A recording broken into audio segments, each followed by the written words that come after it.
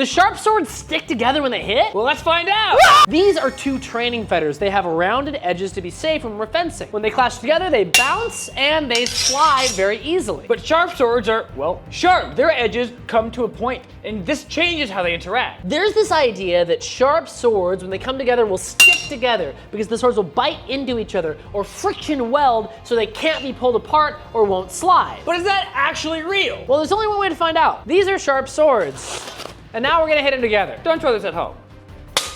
Didn't stick. So the swords don't stick together when they clash, but there are some notable differences. The swords can still slide up and down from each other, but if you crash in, you can control your opponent's sword a little bit better than if it was rounded. This is most apparent at slow speeds, but as you speed up, it doesn't completely go away. This also has to do with the quality and temper of the steel. Softer steel will hit and create a notch, and that notch makes it easier for you to move your opponent's sword around. We're gonna do a couple of hits at speed and see what it feels like.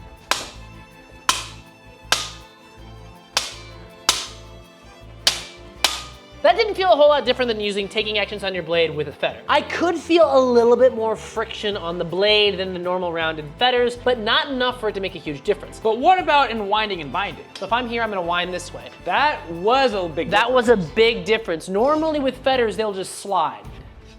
Yeah, it's a huge change. This is a huge change. What about at speed? So we're gonna be very careful because they're sharp. I'm gonna wind on you at speed.